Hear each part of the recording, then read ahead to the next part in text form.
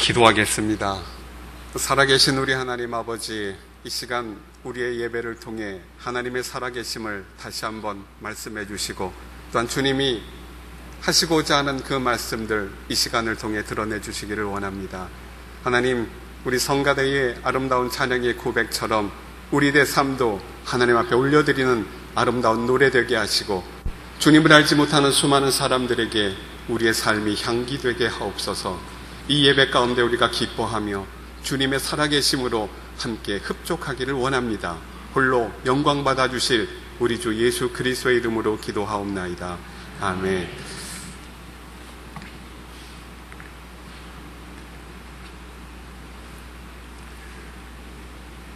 제가 아주 오래전에 저희 교회를 한번 방문했었던 것 같습니다. 그쵸? 네. 보니까 그새 저희 어머니, 아버님들이 많이 계시네요. 반갑습니다.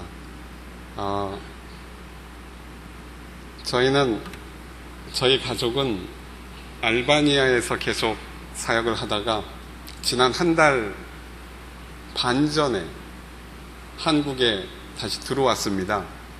저희 단체에서 대전 지부의 지부장을 좀 섬겨달라고 말씀을 하셔서 기도하고 주님의 음성에 순종하고 들어왔습니다. 그래서 오늘 또 우리 귀한 교회에 제가 오게 돼서 저는 굉장히 기쁘고 감사하게 생각합니다.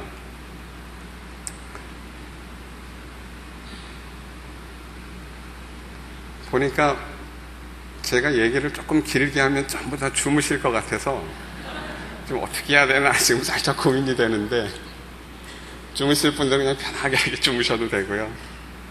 그런데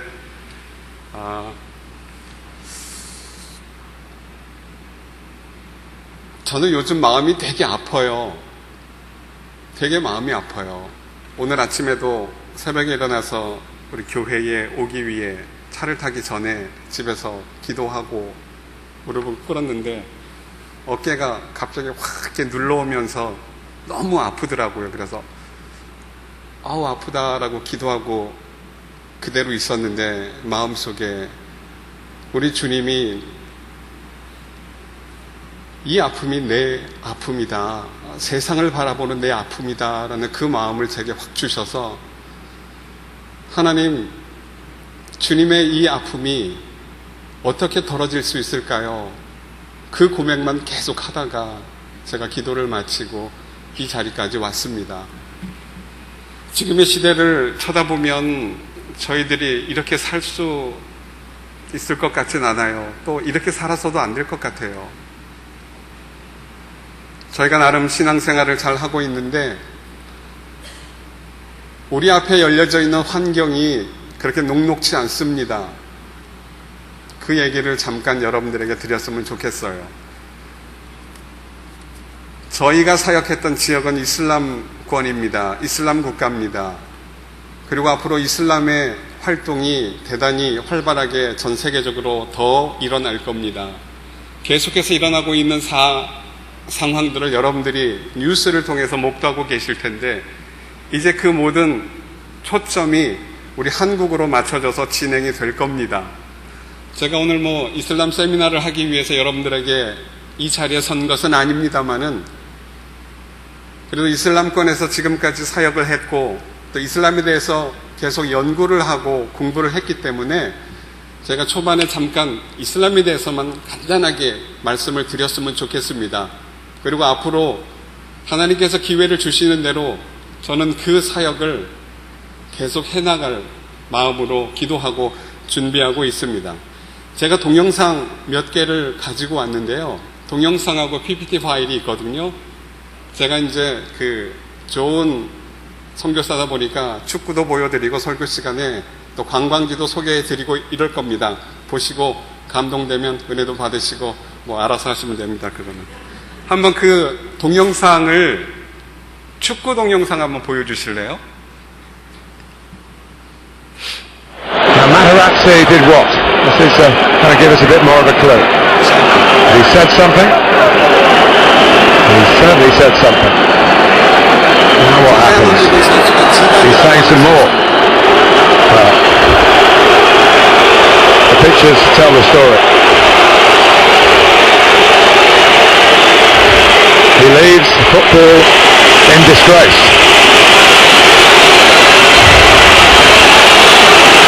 And he leaves his team in big trouble.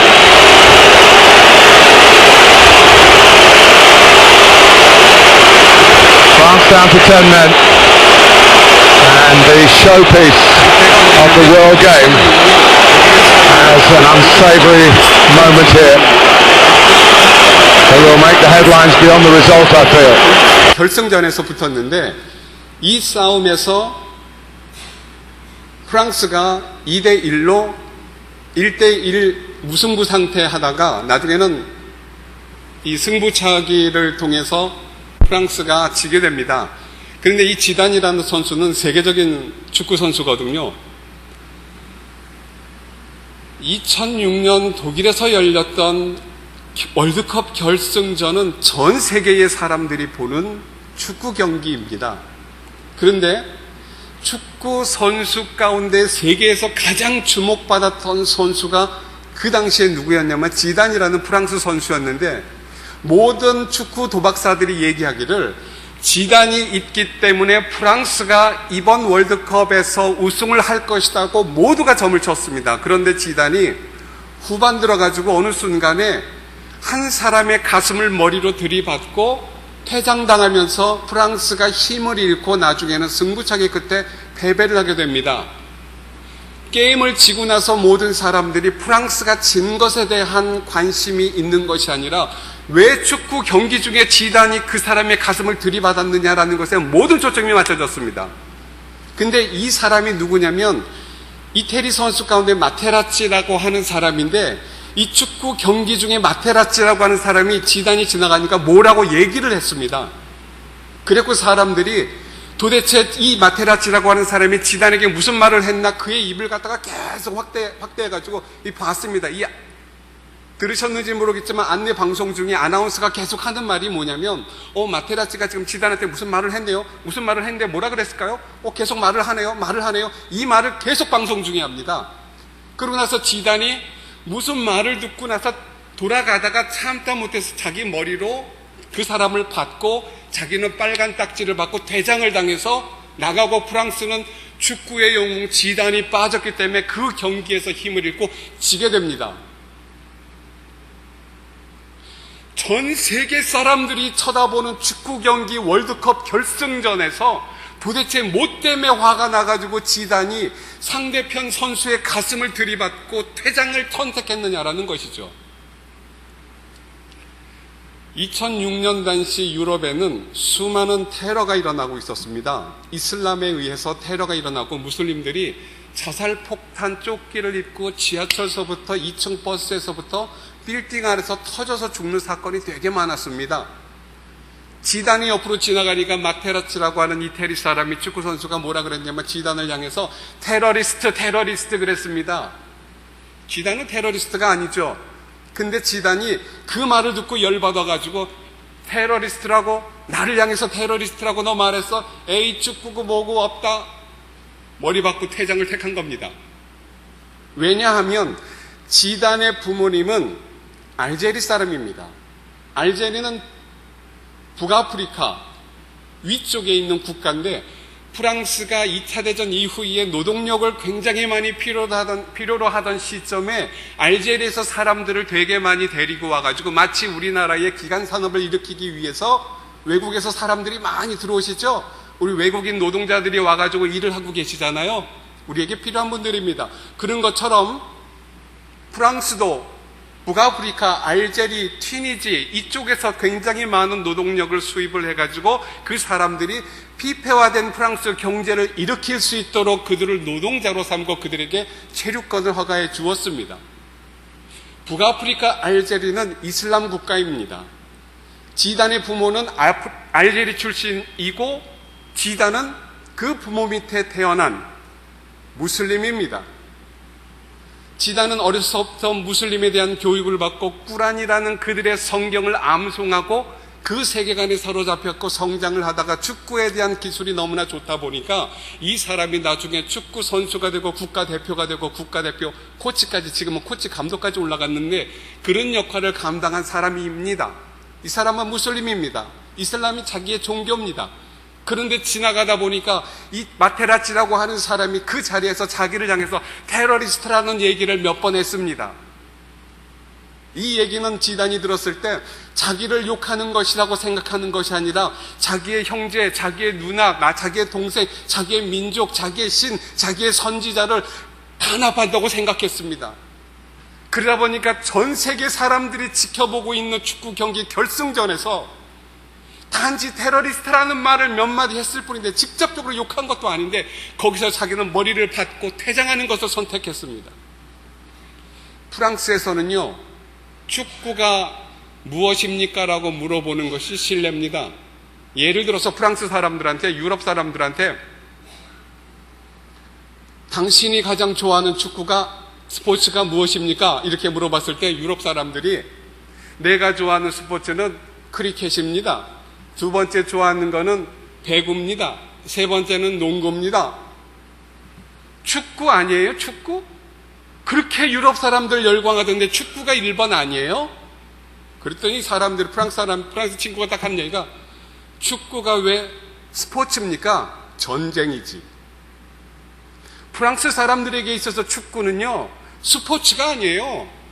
옛날에는요, 광야에서 국가와 국가가 서로 창 들고 싸웠잖아요. 지금은 양반처럼 공 하나 딱 놔두고 11명의 사람들이 국가 대 국가로 싸우는 전쟁이에요. 그만큼 축구는 프랑스 사람들에게, 유럽 사람들에 대한 종교성처럼 확 들어와 있어요. 축구 경기에서 자살골 넣었다 그러면 그 사람 어느 순간에 죽어요. 진짜예요. 실수했다 그러면 그 사람 맞아 죽어요. 이 경기는 월드컵이에요. 2006년 월드컵. 축구가 그들의 종교인 프랑스 사람들에게, 전 세계 사람들이 지켜보는 것이 아니라 프랑스 사람들이 모든 것을 스톱시키고 그날을 공휴일로 잡아가지고 국가에서 공휴일로 선포하고 축구를 지켜보고 있는 그 상황 가운데 축구의 영웅인 지단이 자기 종교를 비하했다는 이유 하나만 가지고 머리로 들이받고 퇴장을 선택한 그는 이슬람을 믿는 무슬림입니다. 지금도 회자되는 것이, 모로코에 가면 지단이 마테라치를 들이받은, 모로코도 이슬람 국가거든요. 이야, 이거는 우리 이슬람을 신봉하는 무슬림들은 따라야 된다 그래가지고 2.5m인가 큰 동상을 만들었어요. 해변가에다 딱 세워놨어요. 지금도 우리 알바니아에서도요, 우리 무슬림들은 이 신앙을 본받아야 돼. 전 세계 사람들이 지켜보는 그 가운데서 우리들은 우리의 신앙을 표현할 줄 알아야 돼. 이것을 표현하는 것이 지금 전 세계에서 터지고 있는 모습들입니다. 작년에도 프랑스 니스에서 수십 명이 죽었죠. 트럭 몰고 가가지고 쳐가지고. 어저께도 스페인 바르셀로나에서 무슬림이 트럭 몰고 가면서 휴양지에서 차로 그냥 운전하면서 막 툭툭툭 치고 가가지고 14명인가 사망자 나오고 100여 명이 다쳤거든요. 이게요, 계속 일어납니다. 우리나라는 아직 안 일어났지요?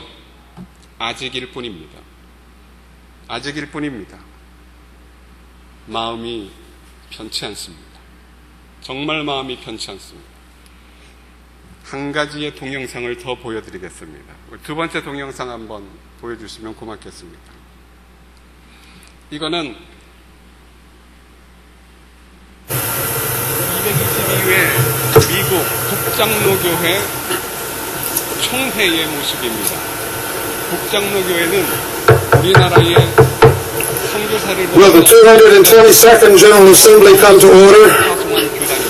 We fed our souls this morning through worship, and now we have fed our bodies, or at least I hope most of you got to feed your bodies. It was a rush for some, I know. But let's now prepare ourselves to continue the work we're called to do. It is my pleasure at this point to recognize Linda Uriarte, who is the area coordinator for the Asia. Breathe more sentiment, more Lord, lead us. 기도하는 모습입니다. 미국의 스코틀랜드에서 작년에 총회했던 모습입니다. أعوذ بالله من الشيطان الرجيم بسم الله الرحمن الرحيم الحمد لله رب العالمين الرحمن الرحيم مالك يوم الدين إياك نعبد وإياك نستعين اهدنا الصراط المستقيم صراط الذين أنعمت عليهم غير المغضوب عليهم ولا الضالين. Oh Allah, bless us and bless our families and bless our world. Lead us to the straight path, the path of all the prophets, Abraham, Ishmael and Isaac, Moses and Jesus and Muhammad. Peace be upon them all. Amen. In the name of Allah, the Beneficent, the Merciful, let us praise the Lord, the Creator of the universe, the most merciful, the most compassionate, and the Lord of the universe, who has created us and made us into nations and tribes, for male and females, that we may know each other, not that we might despise each other or may despise each other. Incline towards peace and justice and trust in God. For the Lord is one that hears and knows everything, and the servants of God, the most compassionate, the most merciful, gracious, are those who walk on this earth in purity, and when the bigots and hateful and the Islamophobes address them, they say, peace be upon them and peace be upon Allah. 꾸란을 통해 Amen. 알라의 말씀이 선포되게 하시고 우리 모두가 알라 안에서 한 성경을 잊지 않게 하시는 내용을 가르쳐 이슬람 성직자가 장로교단 총회에서 대표 기도를 하고 있는 ¿Hasta cuándo, Señor? 그러고 나서 이제 계속 How long, 찬양하고 Lord? 이렇게 진행이 됩니다. 네, We pray that you will forgive. 이슬람 성직자입니다. 여러분, 우리는 하나님을 믿습니다.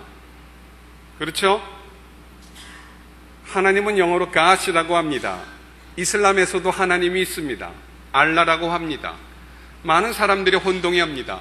이슬람의 하나님이라고 말하는 알라와 기독교에서 말하는 하나님, 우리의 조상은 아브라함을 통해서 이삭과 유대와 기독교인들이 내려오니까 맞고, 배는 다르지만 아브라함과 이스마엘과 아랍을 통해서 무함마드를 통해서 이슬람이 나왔으니까 같은 하나님이 아니겠는가라고 모든 사람이 생각합니다마는 이슬람이 말하는 알라는 하나님이 아니라 달신입니다. 이거는 역사적으로 자료적으로 문헌을 연구하던 자료들 갖다가 조금만 쳐다보면 이 모든 것이 6세기부터 7세기 사이에 만들어졌던 완전한 허구의 실체임을 금방 발견할 수 있습니다. 달신입니다. 달신인데 무함마드가 살았던 6세기 당시에 아라비아 반도를 둘러싸고 있었던 기독교 국가들이 있었습니다. 유대인들. 이들이 아라비아 반도 속에 있는 무함마드에게 영향을 미치다 보니까 무함마드가 모든 종족들 가지고 있는 우상들은 다 쓸어버렸는데, 쓸고 나서 내가 섬기고 있는 알라라고 하는 이 알라 신이 가장 높은 하나님이라고, 신이라고 생각하고 선포를 했는데, 주변을 보니까 기독교 국가들이 가지고 있는 신이 있어요. 하나님이라고, 여호와가시라고 있어요. 옳지, 내가 믿는 알라라고 하는 신을 하나님과 대비시키자 그랬고, 이 하나님을 알라와 동일시했습니다. 그래서 무슬림들은 자기가 믿는 알라가 달신인 것도 모릅니다. 그러고 믿습니다. 왜? 꾸란을 안 읽으니까. 마치 누구처럼요? 우리처럼 성경 안 읽는 거하고 똑같습니다. 그냥 믿고 있습니다. 그런데 그런 것들을 알지 못한 채 그대로 교회들도, 목사님들도, 성도님들도, 교단도 이슬람과 기독교가 정교회와 카톨릭이 한 뿌리니까 다 형제 아니냐, 이렇게 생각하는 사람들이 대단히 많습니다. 아닙니다. 100% 아닙니다. 착각입니다. 하나님의 종교가 아닙니다. 달신을 섬기는 이방 종교입니다. 만약에 열심히 우상을 섬기는 사람이 내가 섬기는 이 우상, 천지신명께 비고 남녀 호랑객녀 하는 이 신이 하나님이다라 그러면 우리가 동일시할 수 있겠습니까? 못합니다. 왜? 그의 아들 예수 그리스도 성령님 딱 들이내놓고 똑같냐 얘기하면 똑같지 않습니다. 그렇기 때문에 우리는 동일시할 수가 없습니다. 문헌을 봐도 역사적으로 고증적인 자료들을 들춰봐도 모두가 정확하게 드러납니다. 제가 뭐 이런 세미나를 하려고 온 거는 아니고요. PPT 파일을 그러나 아쉬우니까 잠깐만 보겠습니다. 관광지를 소개시켜 드리겠습니다. 한번 보시죠. 넘기시고요. 자, 여기가 지금 어디냐면 터키입니다. 이 계시록 2장과 3장에 보면은 터키 계시록의 그 초대 7교회의 모습이 나옵니다. 여기 보면 에베소, 서머나, 버가모, 두아디라, 사데, 빌라델비아, 라오디게아. 예수 그리스도 이후에 이 계시록에 쓰여진 게 1세기 이후니까 아마 예수님 이후에 지어진 교회들, 그리고 이 교회들을 향해서 현대신학자들이 뭐 여러 가지를 하면서 이거는 환란의 단계, 이거는 뭐 고난의 단계, 영광의 단계, 부흥의 단계, 재림의 단계, 뭐 그러면서 빌라델비아 교회까지 쭉 열거합니다. 그렇게 이제 이렇게 해석을 해놨습니다. 이 초대교회 얘기들 많이 들으셨죠? 계시록 2장과 3장. 궁금하시면 나중에 집에 가서 읽어보셔도 됩니다. 자, 이제 이곳으로 우리 기독교인들이 성지순례라는 이름으로 많이 갑니다. 예수님의 그 지역도 성지순례를 많이 가고 그러죠. 아마 여기도 다녀오신 분들이 계실 텐데 저는 개인적으로 이건 뭐 사담입니다만은 성지순례 그 얘기 옳지 않습니다. 예수님의 고향 방문 뭐 이런 거 괜찮습니다. 그 땅이 거룩할 수가 없습니다. 예수님이 좋아하실 이가 없습니다. 다니셨던 그 지역에 거룩이라는 단어를 두는 것 옳지 않습니다. 여기도 성지순례 가시는 분들 많습니다. 성지 아닙니다. 그냥 초대 교회 방문단 이러면 괜찮습니다. 넘겨보시죠. 여기가 에베소 교회의 모습입니다. 에베소 교회. 이것도 에베소 교회의 모습입니다. 이곳에 지금 현재 터키의 동쪽에 위치해 있는 초대 7교회를 우리 기독교인들이 굉장히 많이 방문을 합니다. 이거는 서머나 교회의 두 번째 서머나 교회의 모습이고요. 서머나 교회의 모습입니다. 버가모 교회의 모습입니다.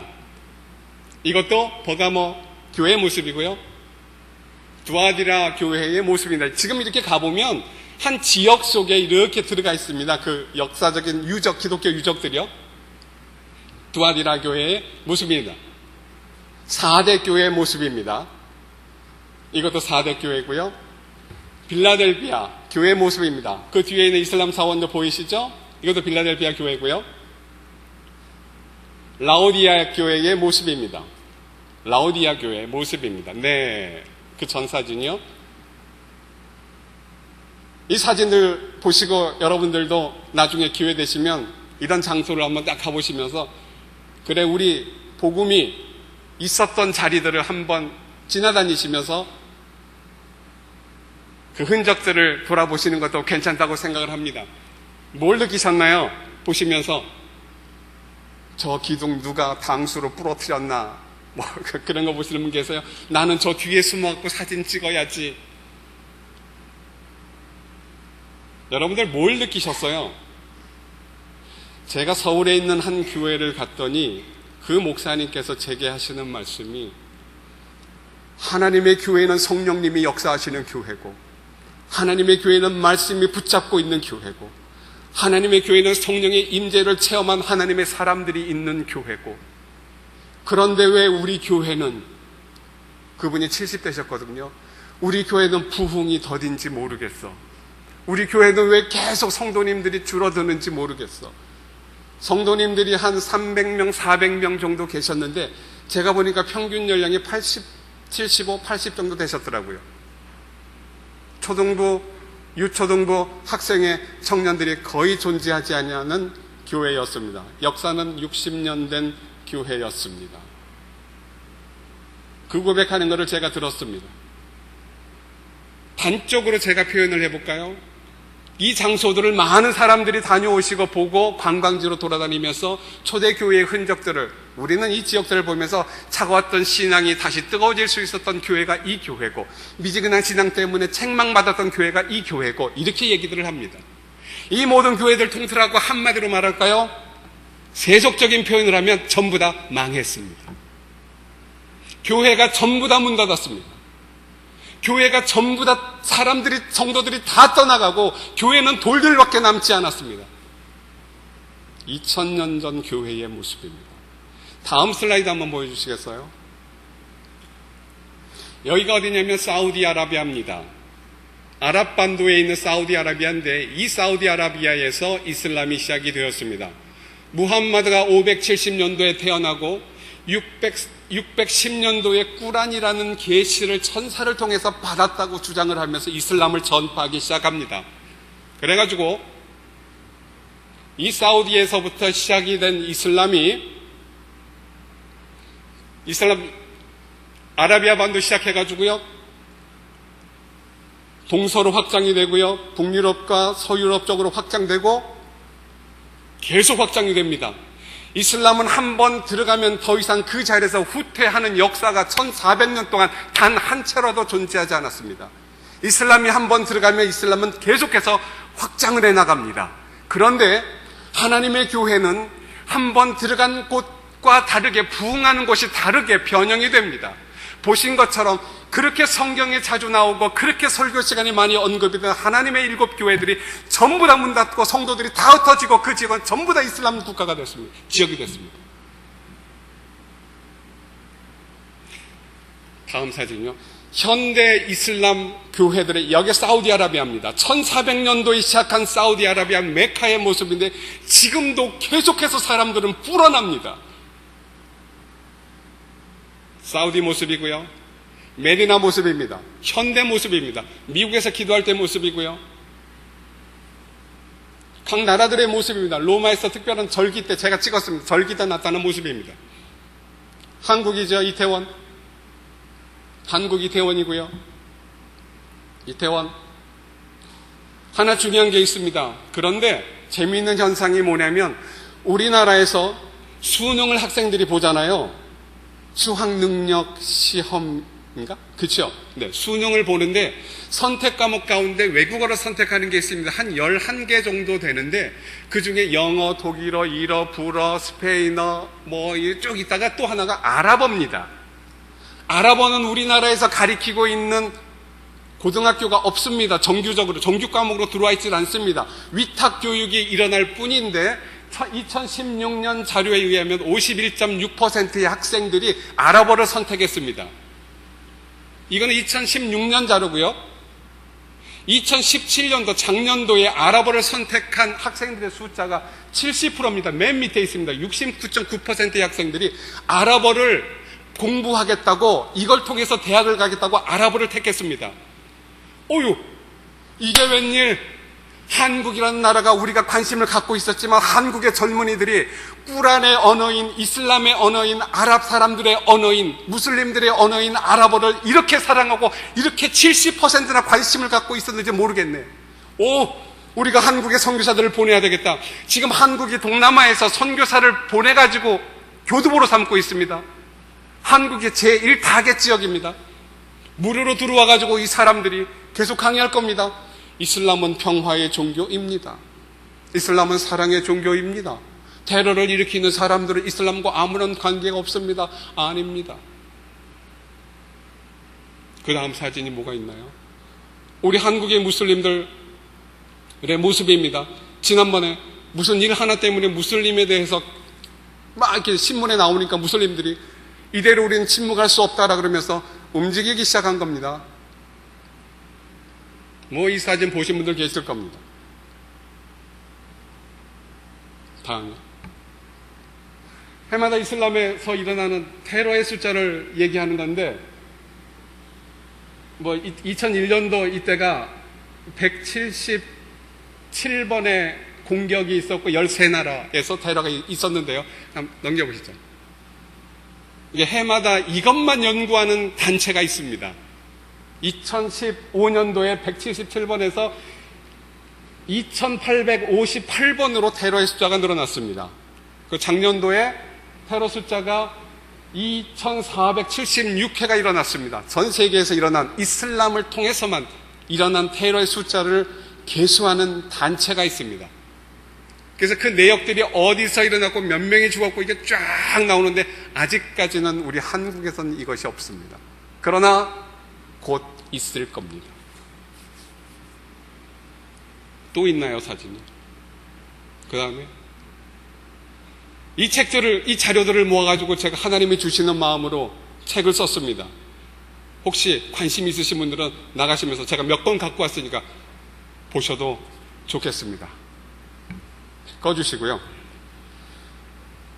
제가 이슬람에 대해서 너무나 가슴 아파하는 거는 한국 교회의 모습이 어디로 갈지 뻔히 보이기 때문에 그렇습니다. 우리 여기 계신 분들, 어머니 아버지 같으신 어르신들 많이 계시는데 우리는 곧 주님의 나라에 들어가면 우리 삶은 끝날지 몰라도 우리의 자손들이, 우리의 후손들이 앞으로 어떤 상황을 맞이할지 우리가 목도하지 아니하고 하나님 앞에 다시 한번 우리가 삶을 드리지 아니하면 우리는 이 상황이 우리 가운데 일어나지 말라는 법이 없는 것입니다. 선교학자 가운데 이런 얘기를 했습니다. 그 유명한 선교학자 가운데 루이스 부시라는 사람도 있고 랄프 윈터라는 사람이 있는데 이 사람이 얘기하기를 전 세계에 16,000여 개의 종족이 있는데 그 종족 가운데 지금 한 6918이 남았다 이런 얘기를 했습니다. 그런데 성경 번역을 하면서 복음을 증거하는 위클리프라는 선교단체가 있는데 거기에 있는 에드워드라는 선교사가 몇 해 전에 제가 옷을 좀 벗겠습니다. 몇 해 전에 뭐라 그랬냐면 지금까지는 성경 번역하는 속도가 이렇게 개수를 해보니까 약 2150년이면 전 세계에 흩어져 있는 종족들에게 그들이 가지고 있는 그들의 언어로 성경이 다 번역이 돼서 예수님을 모두가 알 수 있겠다라고 생각을 했는데 몇 해 전에 그들 그 홈페이지에다가 GBT Global Bible Translation 이 단체에서 홈페이지에다가 뭐라 그랬냐면요. 앞으로 2025년이면 지구상에 남아있는 모든 종족들의 언어로 성경이 번역이 돼서 그들이 예수님이 누군지 알 수 있게 됩니다라는 것을 홈페이지 화면에 딱 띄워놨습니다. 그 얘기는 더 이상 전 세계에 있는 사람들이 예수님이 누구예요? 라고 말할 수 있을 만한 근거가 사라지게 될 것이다 라는 것을 얘기하고 있는 것입니다. 저는 이 얘기를 이렇게 보면서 홈페이지를 보면서 마태복음 24장 14절 말씀에 모든 민족 가운데 복음이 증거되리니 그제야 끝이 오리라라는 이 구절이 생각이 나면서 2025년이면 지금이 2017년이니까 앞으로 8년 뒤인데 어쩌면 8년 안에 우리 예수님께서 재림하신다는 약속의 말씀을 현실로 보여줄 수도 있겠다라는 그 마음이 확 들어오는 거예요. 우와, 주님의 재림이 있을 수도 있겠구나. 주님이 곧 오실 수도 있겠대요, 여러분. 좋으시죠?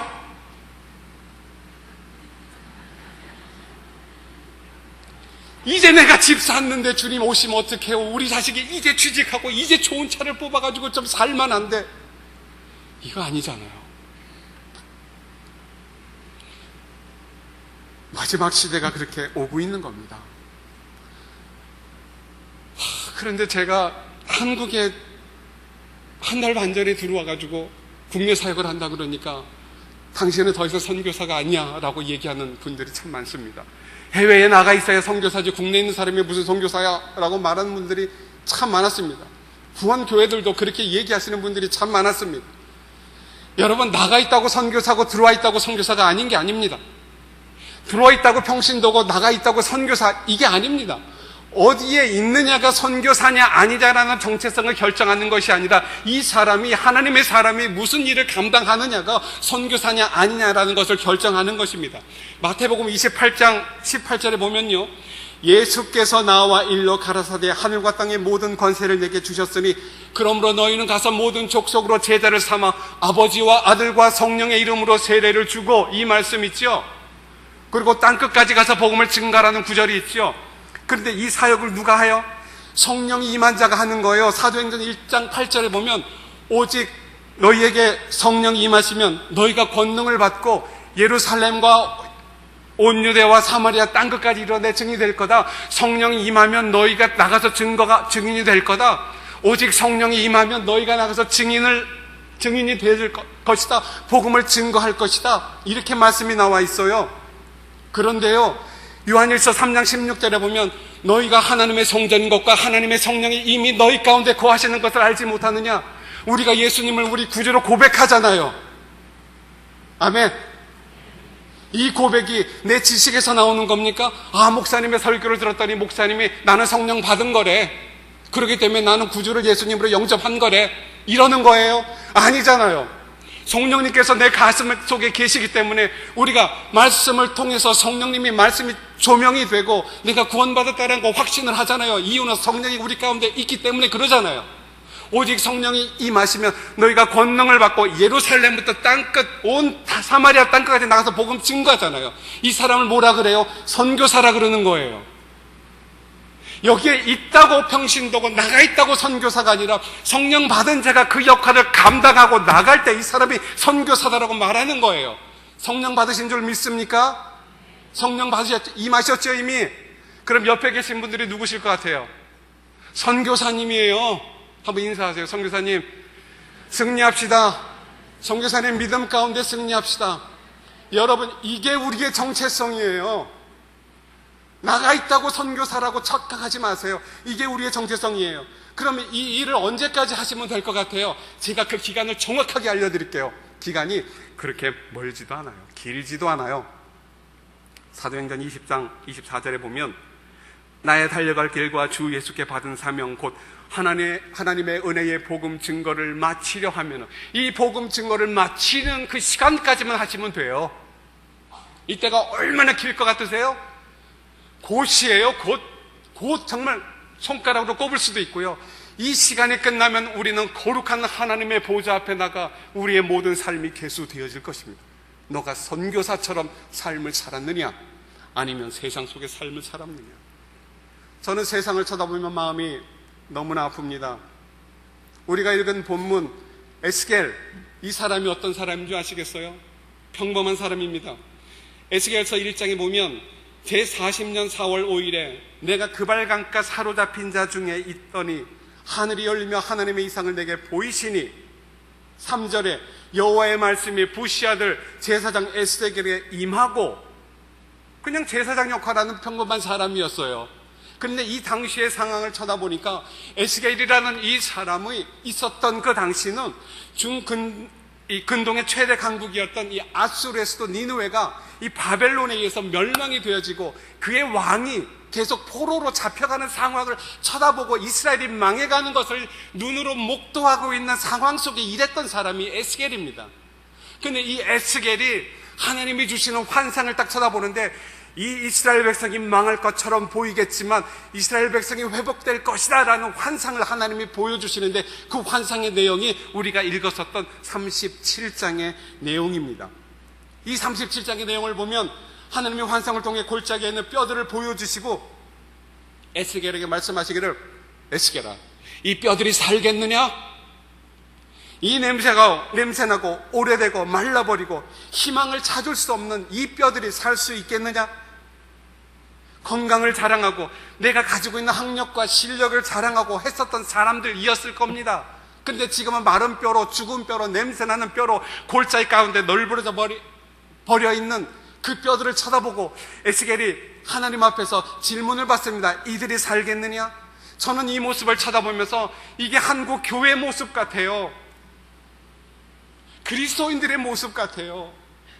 이 모습 생각하니까 너무 마음이 아파요. 너무 마음이 아파요. 하나님의 교회가 이렇게 될 것 같아요. 이 뼈들이 살겠느냐? 에스겔이 대답합니다. 주께서 아십니다. 여호와 하나님 말씀하시기를 내 말을 대언하라. 말이 됩니까? 희망도 없고 소망도 없고 죽어버리고 완전하게 말라버린 뼈들을 향해서 내 말을 대언하라. 음란을 쫓아가는 이 사회를 향해서 하나님의 말씀을 선포하라고요. 세상의 향락을 쫓아가고 자기의 유익을 구하는 수많은 그리스도인들을 향해서 하나님의 말씀을 선포하라고요. 그러면 그들이 일어날까요? 하나님이라고 질문하지 않았습니다. 에스겔은 여호와 하나님이 그 말을 하셨을 때 이에 내가 명을 쫓아 대언하니, 대언할 때 소리가 나고 움직이더니 이 뼈 저 뼈가 들어맞아 뼈들이 서로 연락하고 이 말을 대언할 때 그들이 일어나 하나님의 군대가 되더라. 에스겔이 사용한 방법은 자기가 가지고 있는 재력 쓰지 않았습니다. 학력 쓰지 않았습니다. 능력 쓰지 않았습니다. 환경 의지하지 않았습니다. 그런 환경을 쳐다보고 에스겔은 오직 하나, 여호와 하나님의 이 말씀이 희망인 것을 알았습니다. 그리고 하나님께서 이 여호와 하나님의 말인 이 말을 너는 단지 대언하라. 에스겔은 그 명령에 따라 그들을 향해서 대언했습니다. 하나님의 말씀은 예수 그리스도이시고 예수 그리스도 이 말씀은 성령님이십니다. 에스겔들이 마른 뼈들을 회복시킬 수 있었던 것은 하나님의 말씀에 의해서 결정될 수 있음을 증거하는 것입니다. 이것은 지금도 동일하게 역사하시고 동일하게 나타나는 하나님의 능력입니다. 이 하나님의 말씀이 증거되는 바에 따라서 수많은 사람들이, 죽었던 사람들이, 말라버리고 희망 없던 사람들이, 회복하기 어려웠던 사람들이, 눈멀고 장님 같은 안진뱅이 같고 인생의 끝까지 와 있는 사람들이 우리가 선포하는 여호와 하나님의 그 말씀, 여러분들이 가지고 있는 성령님의 그 메시지, 이 한마디의 말씀으로 인해서 그들이 회복되고 살아나고 다시 생명을 얻고 하나님의 군대처럼 일어나 다시 이 땅을 회복시키는 역사가 일어나는 것입니다. 억눌린 자들에게 자유함과 포로된 자들을 자유케 하는 능력은 세상의 어떤 것이 아니라 여호와 하나님의 문제, 이 말씀에 달려 있습니다. 여러분, 우리는 작년에 정말 어려운 일들을 겪었습니다. 이 나라의 모든 세금이 한 사람의 대통령을 감옥에 집어넣는다고 해결이 됐습니까? 이게 그 한 사람의 잘못입니까? 하나님의 교회와 하나님의 사람들이 그 가운데 있는 모든 책임을 면할 수 있겠습니까? 주님은 지금 이 시간에도 우리 모두에게 말씀하시는 한 가지는 내 말을 대언하라. 하나님, 우리가 말씀만 대언하면 될까요? 그래도 교회에서 행사도 좀 해야 하고 율동도 좀 해야 하고 맛있는 것도 나눠줘야 하고 이렇게 하면 되지 않을까요? 이게 다 돼야 되지 않을까요? 예, 맞습니다. 해야 됩니다. 그러나 본질은 그게 아닙니다. 사도행전 17장 6절에 보면은요, 이 구절이 있습니다. 발견치 못함에 야손과 및 형제를 끌고 읍장들 앞에 가 소리질러 가로되 천하를 어지럽게 하던 사람들이 여기도 이름에 라는 구절이 있습니다. 이 구절이 뭐냐면 사도행전에 바울과 실라가 한 지역에 들어가서 복음을 전하는데 유다 사람들이 이 사람들을 두려워하기 시작합니다. 그리고 나서 도대체 이 사람이 예수라는 이름을 전하는데 사람들이 변화되기 시작했어 하면서 이 사람을 읍장한테 고자질합니다. 이 사람들이 와가지고 예수라는 이름을 증거하고 있는데 사람들이 변화되기 시작합니다. 그러면서 말하기를, 그런데 이 사람을 잡으러 다닙니다. 바울과 실라를 잡으러 다니는데 유대인들이 잡지를 못합니다. 그랬더니 바울과 실라가 머물렀던 그 집, 야손의 집에 찾아 들어가가지고 어딨어? 그랬더니 이 사람들 먼저 갔습니다. 갔더니 바울과 실라를 잡아내지 못하니까 발견치 못한 매 야손과 및 형제를 끌고 읍장들 앞에 가서 소리질러 가로되 천하를 어지럽게 하던 사람들이 여기도 이름에 바울과 실라가 다니면서 천하를 어지럽게 했는데 이 사람들이 여기에 머물렀고 이 사람들은 도망갔으니까 야손이라는 사람을 대신 잡아왔습니다. 읍장님, 이들을 선고해 주십시오. 나쁜 짓을 했으니까 좀 혼내 주십시오. 이렇게 되어 있습니다. 천하를 어지럽게 하던 사람들이.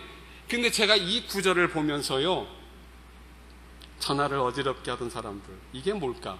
영어 표현을 보니까요, These that have turned the world upside down are come here, 이렇게 돼 있어요. 이 무슨 말이냐면 천하를 어지럽게 하던 사람들, 이 사람들이 좀 세상을 막 이렇게 예수라는 이름을 전하면서 막 좀 이렇게 복잡하게 했나 보다, 소동을 일으켰나 보다.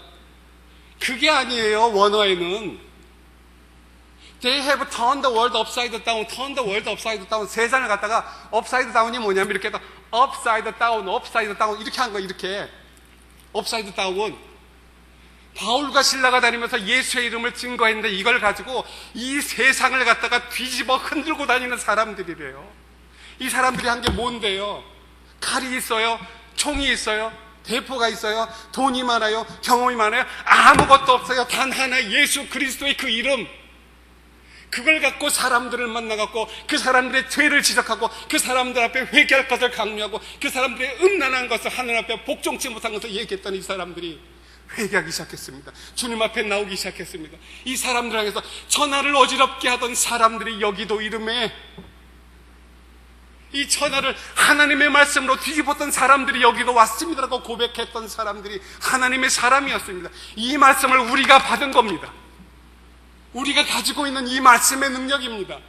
다른 것이 능력이 아니라 여호와 하나님께서 말씀하시기를 내 말을 대언하라. 끝. 대언하라. 왜? 이 말씀이 생명 있는 여호와 하나님, 예수님, 성령님이시기 때문에 그렇습니다. 근데 역사가 나타나지 않는 이유가 뭡니까? 안 하기 때문에 그렇습니다. 믿지 아니하고 하나님의 능력을 의심하기 때문에 그렇습니다. 이 세상이 죄악의 노예가 되어 있습니다.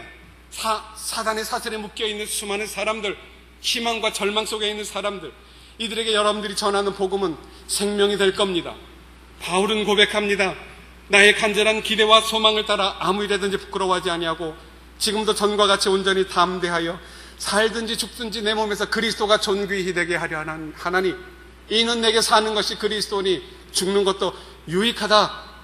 주님이 그토록 이 땅에 사모하는, 이 땅에 못 오시는 이유는 하나님의 때가 아직 되지 않았기 때문에? 아니요. 하나님의 교회가 신비주의, 혼합주의, 종교 다원주의, 예수 그리스도 외에 또 다른 쪽에 구원의 길이 있다 그러더라. 이슬람도 좀 받아들이고 캐톨릭도 좀 받아들이고 정교회도 좀 받아들이고, 저 구원의 길, 꼭 예수님만 구원의 길이겠느냐. 어느 순간부터 하나님의 말씀의 본질이 썩어가기 시작하는 순간들을 보기 시작합니다. 우리 선조들, 여기 계신 어르신들 그러지 않았습니다. 저는 어렸을 때 기억하면요, 자라나면서 그렇게 불렀던 찬양이 부름받아 나서니 어디든지 가오리다. 그때는 그랬습니다. 그렇게 기도하는 시간이 많았고 그렇게 하나님 앞에 통곡하며 이 민족과 이 자녀들을 위해서 기도하는 시간들이 많았습니다. 많이 퇴색된 것 같습니다. 주님의 마음을 보는 것 같아서 저는 너무나 가슴이 아픕니다. 사랑하는 우리 주님이 곧 오신다고 말씀하십니다. 우리 주님을 맞이하기 우리는 우리에게 주어진 시간들, 우리에게 주어진 환경과 여건을 주님 앞에 헌신하기를 축원합니다. 복음의 본질과 사명을 상실한 무능력한 수많은 교회들도 있습니다. 사람들도 있습니다. 말씀을 잃어버리고 미래의 풍요로움만 추구하는 쾌락한 세대들도 많습니다. 이들을 향하여 우리가 가지고 있는 다른 어떤 것, 자녀들에게 다른 어떤 것을 물려주려고 하지 마십시오. 불과 같은 여호와 하나님의 말씀을 몰고 가시고 성령의 능력을 의지해서 해일같이 그들을 쓸어버리고 다시 한번 하나님의 말씀으로 이 세상을 주관하는 악한 영을 대해서 영적인 도전을 하며 그들을 도전할 때 하나님은 다시 한번 회복이라는 은혜를 주실 것으로 저는 믿습니다. 만일 하나님이라고, 우리가 믿는 하나님이 진정한 하나님이라고 믿으면 주님의 말씀을 따르십시오. 무너진 이스라엘 성벽을 쳐다보면서 주님 앞에 엎드렸던 느헤미야처럼 갈멜산 위에서 이방신들과 대적하며 서 있을 때, 이스라엘 백성들이 고민하고 있을 때 저들이 외치는 이방신들의 그 우상이 옳은지 아니면 내가 선포하는 여호와 하나님의 그 말씀이 옳은지 너희들은 선택하여 결정하라 외쳤던 엘리야 선지자처럼 마른 뼈들을 향하여, 아무런 소망 없고 죽어가는 사람, 그 뼈와 같은 자들을 향하여 여호와 하나님의 말씀을 단지 대언하는 하나님의 사람인 에스겔처럼 과연 우리는 어떤 선택을 하며 주님에 나아갈 것인가? 우리는 분명히 결정을 해야 될 시간이 있을 겁니다. 저는 여러분들에게 정말 간곡하게 말씀드리고 싶습니다. 여러분, 우리들의 신은 돈이 아닙니다. 우리들의 신은 지식이 아닙니다. 아파트가 아니고 좋은 차가 아니고 직장이 아닙니다. 지금 이 자리에 우리가 앉아있는 것은 살아계신 여호와 하나님, 그분을 찬양하고 경배하기 위해서 모여있는 것입니다. 그분은 아브라함과 이삭의 하나님이시고 야곱의 하나님이시고 대한민국을 다시 한번 회복시킬 왕이십니다. 우리는 다시 한번 선포해야 합니다. 나는 내 욕망 앞에 무릎 꿇지 않을 것이다. 음란과 포르노와 약물 중독 앞에 무릎 꿇지 않을 것이다. 도덕적인 타락 앞에, 세상의 탐욕 앞에, 이슬람을 같은 종교라고 말하는 다원주의 앞에, 긍정적으로 살면 축복받는다고 말하는 조엘 오시대 같은 번영 신학을 주장하는 목사들, 그런 사람들 앞에 나는 절대 굴복하지 않을 것이다. 종교적인 배교를 강요하는 세력 앞에 무릎 꿇지 않을 것이고, 바알과 같은 우상 앞에 나는 절대로 무릎 꿇지 않을 것이다. 나는 오로지 살아계신 우리 여호와 하나님, 그분 앞에만 무릎을 꿇고 나갈 것이다. 어떤 사람들은 자신의 능력을 믿습니다. 어떤 사람들은 자신의 재력을 믿습니다. 어떤 사람들은 자신의 지식을 믿고 자신의 지위를 믿고 내가 투자해온 땅과 아파트를 믿는 사람들도 있습니다. 그러나 우리는 이 모든 이름들 위에 왕들과 권력과 재력과 건강을 믿는 것이 아니라 높으신 이름 예수 그리스도가 우리 하나님 되심을 믿는 것입니다. 우리는 우리가 구원받을 수 있는 유일한 이름 예수, 그 이름을 믿는 것입니다. 우리는 하나님의 아들이시며 성령 되시고 하나님과 본체이시나 육신의 모습으로 이 땅에 내려와 십자가에 죽으시고 우리를 구원하신 예수, 그 이름을 믿는 것입니다. 만왕의 왕 되시고 만유의 주 되시고 세상의 통치자이시고 세상의 빛 되시고 한국교회의 주춧돌이시고 한국의 유일한 희망 되시고 우리에게 유일한 희망이시고 모든 사람들을 죄에서 구원으로 옮길 수 있는 유일한 이름 예수 그리스도, 그 이름을 믿는 것입니다.